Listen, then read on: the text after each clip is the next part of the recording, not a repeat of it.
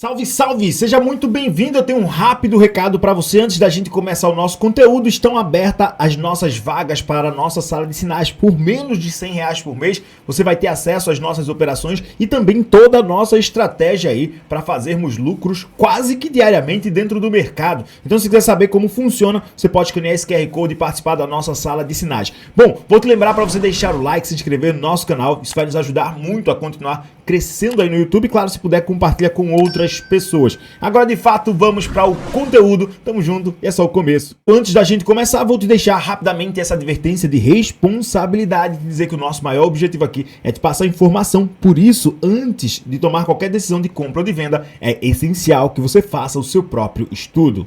Definitivamente, a gente já tem uma estrutura de alta montada desde o começo desse ano. Isso é fato, né? Lá em dezembro, uma das nossas acho que a penúltima ou a antepenúltima transmissão do ano, nós falamos sobre os dados on-chain do Bitcoin, ou seja, os dados da rede do Bitcoin estando em tendência de alta, o que sinalizaria que muito provavelmente o Bitcoin faria movimentos mais expressivos. Depois que o Bitcoin quebra a resistência dos 18 mil e desde quando a gente chegou na marca, desde quando a gente chega na marca dos 16 mil, dos 15.500 é o fundo, mas a gente permeou ali entre 16 a 17 mil, a gente falava que a região a ser quebrada era os 18.800, porque a gente voltaria para a região estrutural de preço do BTC.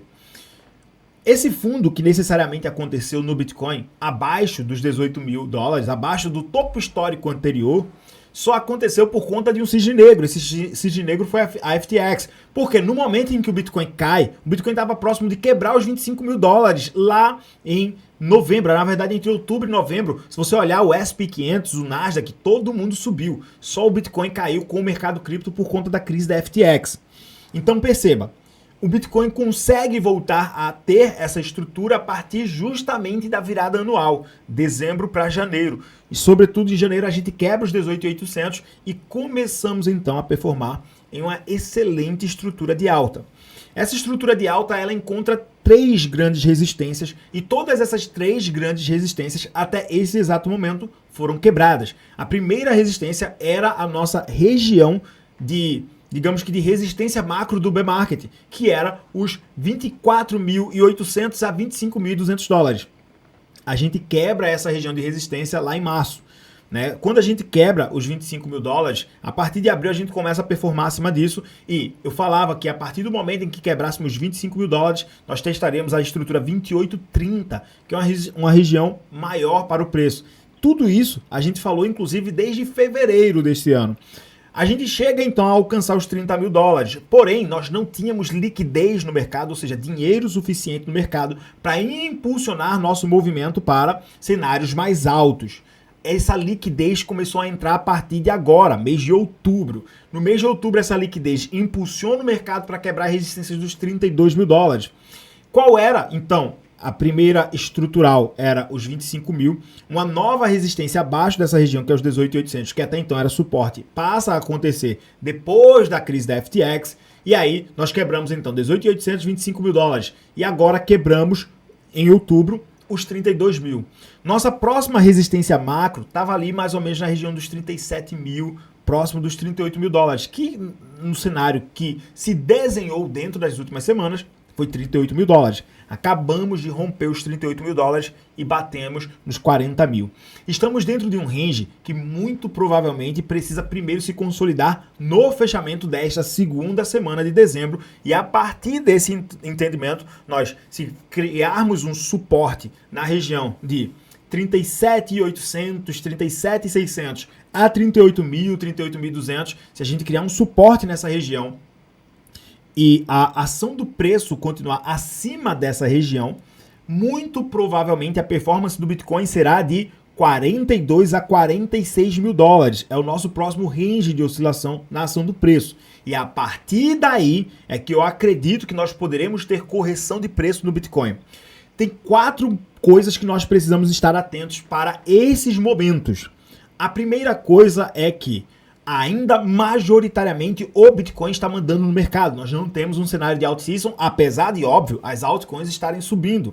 Como é que funciona essa performance? Primeiro, entra muita liquidez no Bitcoin e normalmente essa liquidez, depois que o Bitcoin consolida esse preço, ela deságua nas altcoins, fazendo com que as altcoins tenham um movimento mais expressivos. Para a gente ver isso, 3 coisas precisam acontecer. O Ethereum prevalecendo sobre o BTC, a dominância do Bitcoin caindo e o preço do Bitcoin se mantendo. Quando essas 3 coisas acontecem, nós veremos as altcoins disparando valores absurdos. Ok. Temos este cenário. Esse aqui é a primeira coisa que a gente precisa entender, tá? Só que essa primeira coisa, ela muito provavelmente vai ter mais dominância do Bitcoin até a possível aprovação do ETF lá que deve acontecer no começo de janeiro. Não quer dizer que vai acontecer, pode ser que a SEC adie, né? Ou que a SEC libere tudo de uma vez. Mas é muito provável que a SEC só libere, se liberar, em janeiro. E se isso acontecer, o Bitcoin terá uma dominância muito forte subindo. E nós veremos as altcoins subindo, só que necessariamente o dinheiro estará majoritariamente posicionado em Bitcoins. A partir desse momento, a gente deve, inclusive, ver alguma possibilidade. A gente poderia ter uma grande chance de encontrarmos correção de preço. Por quê? Existe uma máxima que é: compre no boato, venda no fato. Será que muita gente não está se posicionando no mercado neste exato momento para vender na saída do ETF? É uma possibilidade. Contudo, quando a gente faz a correlação com o preço do ETF pós o ouro, o preço do ouro pós o ETF, nós vemos uma disparada absurda sobre a ação do preço do ouro. Então pode ser que isso não quer dizer que é uma garantia de que acontecerá, mas pode ser que isso seja reflexo também para o Bitcoin. O Bitcoin cresceu muito depois do seu lançamento do ETF, do Bitcoin futuro. Depois que sai o ETF de futuros do Bitcoin, o preço do Bitcoin passou a subir muito. Porém, a gente não viu esse reflexo quando saiu o ETF de futuro do Ethereum. Então, não necessariamente quer dizer que a saída do ETF seja um movimento que traga a liquidez do mercado. Pode ser que seja um momento onde a gente realize mercado. Segundo fator que a gente precisa considerar é que as grandes baleias, e quando eu digo grande baleia, não é o cara que está comprando 100 mil reais de Bitcoin, não. É um Michael Saylor da vida que está fazendo compras multimilionárias. O cara está comprando 100, 200, 300 milhões de Bitcoins nas regiões de preços mais altas. E continua acumulando Bitcoin. A BlackRock sinalizou que também estaria comprando Bitcoin, né? A gente não tem uma compra oficial dizendo assim, ó, nossa carteira aqui é essa, mas que estaria comprando Bitcoin para se posicionar para o ETF. Muito provavelmente o institucional, quando eu digo institucional, são os grandes detentores de capital, estão bem posicionados. A partir desse quesito, temos aí agora o quarto cenário, que é o seguinte, e aqui esse é o que mais me preocupa, por quê? A possibilidade do surgimento de um cisne negro. Esse cisne negro estaria, na minha opinião, muito mais ligado ao mercado tradicional. A gente está falando de uma possível recessão global, de uma possível crise mundial impulsionada, óbvio, pela economia norte-americana. Atualmente, a economia norte-americana está péssima. Os Estados Unidos não estão nem com dinheiro, por exemplo, para manter, digamos que, as instituições funcionando, suas próprias instituições. Toda vez o governo Biden precisa recorrer ao Congresso para estipular um pouco mais de prazo para encontrar uma solução, que no ano de 2022 não encontrou. A gente teve em maio essa crise, depois foi prorrogada para julho, depois foi prorrogada agora para novembro e agora foi prorrogada em novembro para janeiro. Janeiro e fevereiro, né? Então, nesse quesito, nós temos esse lado. A inflação dos Estados Unidos está alta, os preços estão caros. Eu converso com, inclusive, algumas pessoas que estão morando lá e, de fato, os preços estão muito altos por lá.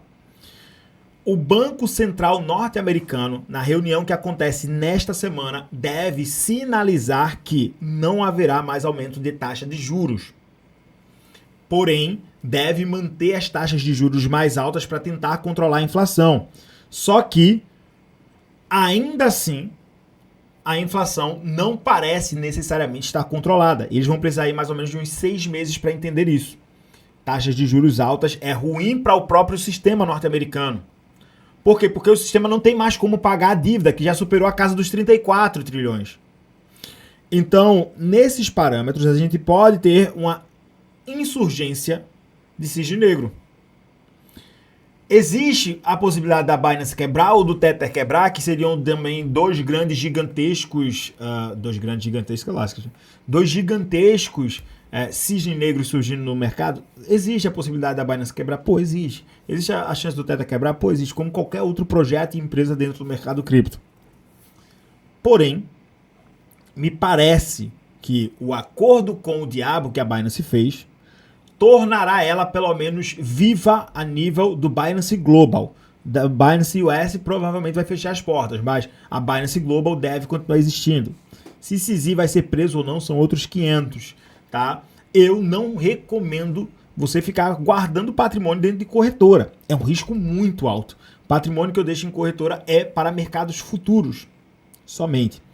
Então, é importante que você, a partir deste momento, entenda esses parâmetros. E agora a gente, de fato, faz um mergulho no próprio mercado para entender alguns pontos que são essenciais. Mais uma vez, eu vou lembrar você de deixar o likezinho aí e nos ajudar. São 9 horas e 3 minutos, acabamos de abrir o novo candle semanal.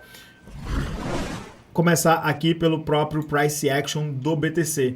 Temos, obviamente, aqui uma linda estrutura de alta dentro de um canal paralelo que, enfim, está muito bem demarcado. Como eu falei na análise que eu soltei hoje de manhã aqui no canal, essa resistência aqui do Bitcoin, que é o range entre 48 mil, que é o topo lá de março,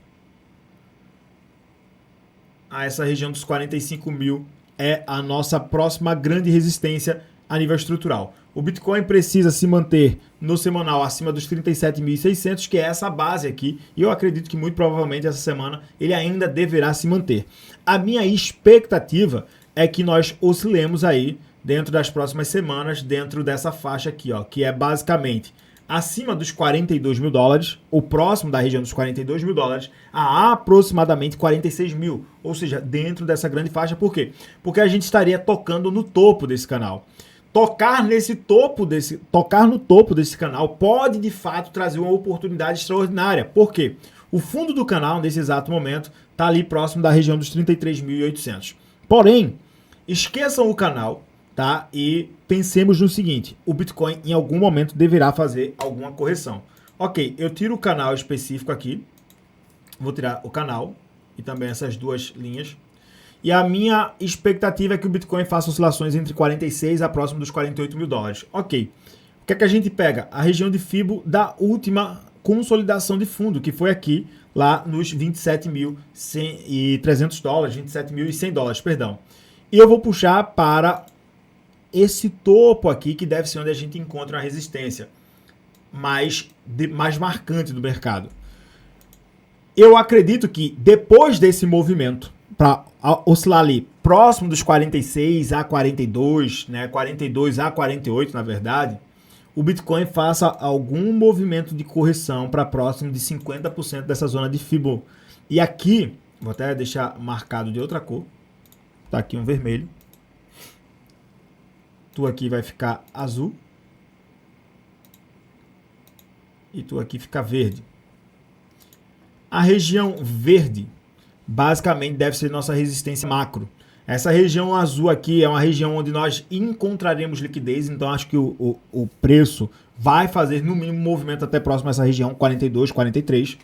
Tá? Aqui dentro a gente vai definir se corrigiremos a partir de agora ou se naturalmente oscilamos até os 48 mil para criar o teto e então sim acontecer a famosa correção, que tem um amado aqui na nossa transmissão, que é o Flávio Wallace, que me pergunta: cadê a correção? Todo dia o abençoado fala em correção. Aí eu digo: meu amado, a correção aconteceu aqui, ó, dos 69 mil até os 16. Isso aqui foi correção. Daqui para frente que tiver chabu, né? E aí o chabu do Bitcoin, o próximo chabu do Bitcoin é, na minha opinião, bater essa região e buscar a liquidez aqui embaixo para o pivô que vai definir, aqui sim, o início da corrida de alta. Porque corrida de alta só começa, digamos que, quando a gente tem liquidez no mercado. Essa liquidez começou a chegar. Porém, o segundo ponto para analisar aqui, junto com o preço do Bitcoin, é o seguinte: Total Crypto Cap.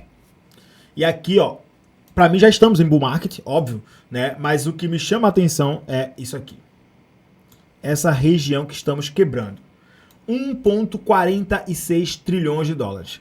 Para mim, dos 1.5 para cima, óbvio, já é lua há muito tempo, né? A gente saiu de um market cap de 750 bilhões, né? Já estamos em 1.46. Mas aqui, ó, quando a gente quebrar acima dessa região, que a gente tá fazendo teste aqui de quebrar essa região agora, velho, lascou.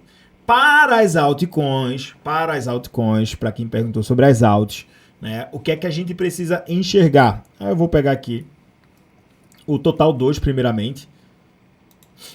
Dentro do Total 2, nós ainda estamos em teste de resistência para o market cap das altcoins, tá? Então as altcoins ainda não estão em corrida de alta. O Bitcoin está em corrida de alta. As altcoins, né? Óbvio que, mas tal altcoin, uma altcoin ou outra sim, minha bênção. Mas todas as altcoins estão em corrida de alta? Lógico que não, tá? E quando a gente quebrar, guarda isso que eu estou dizendo. Hoje, dia 3 de dezembro, o Felipe está dizendo para você o seguinte. Depois que nós quebrarmos os 700 bilhões de dólares no total crypto cap para as altcoins, vocês vão ver coisas absurdas, porque teremos uma possível entrada de quase 250 bilhões, pelo menos, de liquidez dentro desse mercado, das altcoins, considerando até o próprio Ethereum. E aí, 250 bilhões para o Bitcoin pode ser, aí, sei lá, um quarto dele hoje. Mas a gente está falando de 25% do Bitcoin. Mas para as altcoins, 200 bilhões é um dinheiro absurdo. 1 bilhão hoje em cima de 10 altcoins, dependendo das altcoins, óbvio que seja, 1 bilhão distribuído em cima de 10 pequenas altcoins, fariam elas dispararem aí coisa acima dos 5, 10 mil por cento, dependendo das altcoins. 10 bilhões dentro aí de altcoins intermediárias, aquelas que têm mais de 100 milhões de dólares, mas que estão abaixo de 1 bilhão de dólares, já dão a oportunidade para elas fazerem movimentos de 500 a 1000%. Então, nós teremos uma possível entrada da quebra dessa região aqui, de uma liquidez de aproximadamente 200 bilhões de dólares. Isso acontece. Quando isso acontecer, o que é que você vai fazer? Você já vai estar posicionado. Porque eu acredito que você é uma pessoa inteligente. Não acredito que você é a pessoa que está escutando o cara que está dizendo que o Bitcoin vai nos 12 mil daqui a pouco, tá? Enfim, seguimos. E aí sim, o mercado ficará interessante. Mas aí nós precisamos entender dois cenários aqui. Primeiro, Ethereum BTC. Gráfico do Ethereum contra o próprio Bitcoin, né? Naturalmente, ainda estamos vendo o preço do Ethereum contra o Bitcoin indo para baixo. Temos LTB? Temos LTB. O que é que a gente precisa? Precisa disso aqui, ó. Enquanto isso aqui não acontecer, filho, o que é que a gente faz? Espera. Porém, espera entre aspas, tá? Em breve, a gente deve ver o Ethereum prevalecendo contra o Bitcoin. Não por enquanto. E aí, para a gente finalizar aqui, Bitcoin dominância. Dominância do Bitcoin. Tá subindo forte. Voltou a subir, né? Aqui não desencadeou o rally, tá? E deve buscar aqui, quem sabe, deixa eu tirar essa setinha aqui que ela tá errada. Deve buscar aqui no ETF, muito provavelmente a região ali dos 56%, que para mim é uma região de resistência para o ETF, perdão, para a dominância do Bitcoin. Eu acho pouco provável a gente ver ali a dominância do Bitcoin esperando a marca dos 60%. É possível, mas aí só se fosse no cenário de ultra liquidez dentro do mercado. A gente vê em 2024 aí, um cenário onde a gente performa acima dos 6, 7, 8 trilhões. Eu ainda não acredito nisso. Acredito que esses 6, 7, 8 trilhões acontecerão ali, muito provavelmente do final do mercado, perdão, do ano 2024 ao início do ano 2025. Acredito que em 2024 nós teremos as oportunidades nas altcoins, tá? Oportunidade nas altcoins virá a partir de 2024.